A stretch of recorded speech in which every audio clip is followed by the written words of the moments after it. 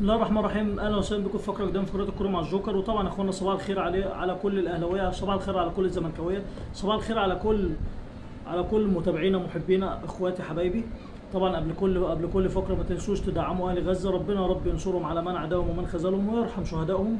وبسم الله نبدا. طبعا اخوانا باركنا امبارح للنادي الاهلي، طبعا هنرد بقى على التصريحات ما بعد القمه. طبعا اخوانا طلع علينا امبارح يعني شويه بكابورتات كده زي ما بيقولوا. طبعا طلع احمد شوبير امبارح كان بيقول لك اوضه اللبس ومش اوضه اللبس والكلام ده. طبعا يعني احمد شوبير كلنا عارفين احمد شوبير، يعني كنت فين احمد يا شوبير قبل القمه وكان حصلت لقطات جميله جدا قبل المباراه. لقينا بس تلفزيوني بين قناه الاهلي لقناه الزمالك وقناه الزمالك من قناه الاهلي، كان في احترام متبادل. للاسف يا جماعه بعد الماتش بنشوف حاجه ثانيه خالص، دي مشكله كبيره للاسف بنشوفها. فاكرين برضو نهائي 2020 نهائي القرن المعروف، برضو كان لا للتعصب، وفي الاخر برضو سوبر القرن شفنا نفس الكلام. للاسف يعني شوبير بيقول لك اوضه اللبس ومش اوضه اللبس. يا شوبير انت اللي بتصدر المشاكل لاوضه اللبس بتاعتك، انت يا شوبير اللي بتتكلم، انت بذمتين بتطلع في الراديو وبكلام وبالليل بتقول كلام تاني خالص. طبعا ده بالنسبه لاحمد شوبير. وطبعا بقى نيجي بقى لسيد بوم طخ اللي هو سيد عبد الحفيظ. طبعا سيد عبد الحفيظ بيقول لك انا كنت صحيت الصبح بتفرج على الماتش جايز يعدلوا السكور. خفه دمك خفه دمك يا سيكا، هطيرنا والله بجد والله خفه دمك، يعني بص هتطيرنا. طبعا ده بالنسبه يعني لسيكا بوم طخ. برضه سيد طبعا يعني اتكلم بقى على حوار اللعيبه ومش اللعيبه وخفه الدم طبعا بتاعته المعروفه اللي هو بيتكلم فيها. فبتمنى يا سيكا خلاص، يعني عرفنا يا سيكا اللي انت دمك خفيف ولذيذ، فخلاص وباركنا للاهلي واخواتنا الاهلاويه ومبروك وتستحقوا فوز مهم وكل حاجه. طبعا اخوانا هنرد على شيكابالا طبعا بيقول لك فيريرا لازم يرحل. للاسف فيريرا امبارح غلط وقلناها وهنفضل نقولها. فيريرا مشكلته انه ركن الاتوبيس، يعني بالطريقه دافع بعد الهدف الاول، كان قدامه يضغط تاني. طريقه لعب الدفاعيه للاسف خفت حاجات كتيره.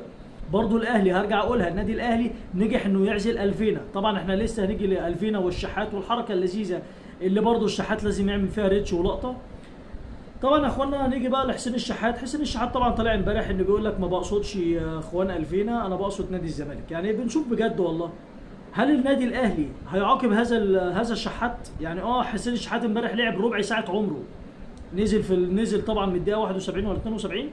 تسبب في نجح انه يحرز الهدف الاول، وتسبب في الهدف الثاني بركله الجزاء اللي هو زي ما بيقولوا كده على طريقه ركله الجزاء بتاعت الزمالك، لبسها زي ما بيقولوا. ده بالنسبه لنادي الزمالك، ده بالنسبه للشحات. وللاسف يعني الشحات من ساعه سب الدين بتاعت الشيبي واهلاويه وزملكاويه اصلا مش طايقينه. يعني الاهلي نفسه اصلا كان ممكن يكون الاهلي الموسم الاخير ليه. هل الربع ساعه اللي لعبها دي هل هتقعدوا موسم كمان للنادي الاهلي؟ للاسف بقت اللعيبه بتاعت الاهلي والزمالك بتحب اللقطات للاسف. حتى طبعا زيزو وامام عاشور نزلوا ستوريهات، وطبعا ده حقهم. لكن ليه بقينا بنعشق اللقطه لعيبه الاهلي او لعيبه الزمالك؟ طبعا الزمالك بيستفسر عن تهنئه حسام عبد المجيد، وطبعا كلنا عارفين يعني اللعيبه بعد المباراه بتسلم والكلام ده. هنشوف اليومين دول طبعا طوارئ في الزمالك بعد الهزيمه، وفي كلام انه راحه 48 ساعه عشان بيستعدوا لمباراه غزل المحله الجايه تبقى يوم السبت باذن الله الساعه 5.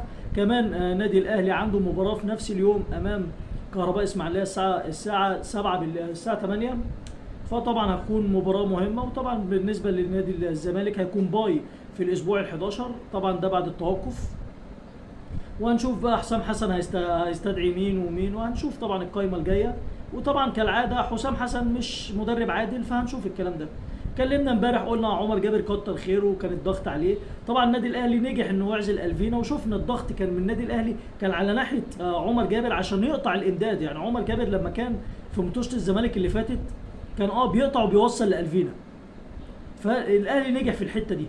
كوكا عمل ماتش حلو ومحمد هاني عمل ماتش حلو. طبعا يعني كتر خير عمر جابر. بتمنى بجد برضو حوار احتفالات دونجا. يا دونجا انت لعيب وكل حاجه، لكن معروفه اللي بيعادي الجماهير بيخسر. للاسف اللي بيعادي الجماهير بيخسر. شفنا باسم مرسي، شفنا قبل كده ربيعه مع النادي الاهلي برضو ساعه احتفالاته قدام الزمالك. شفنا احمد عادل عبد المنعم قبل كده برضو لما اتهكم على نادي الزمالك. للاسف بنشوف لقطات غريبه كده. دي يا اخوانا كانت كل اخبارنا. طبعا النهارده الليله ان شاء الله دوري الابطال، وطبعا فريق كيرات ضيف تقيل طبعا. ريال مدريد هيكون ضيف تقيل في الليله على فريق كيرات. طبعا كمان بنفيكا الليله امام تشيلسي، مباراه مهمه جدا وهتبقى جميله. طبعا كمان اخوانا بايرن ميونخ امام بافوس، مباراه برضو مهمه. كمان جالاتا سراي النهارده امام ليفربول، مباراه برضو مهمه. طبعا ليفربول خسران اخر ماتش في الدوري الانجليزي امام كريستال بالاس.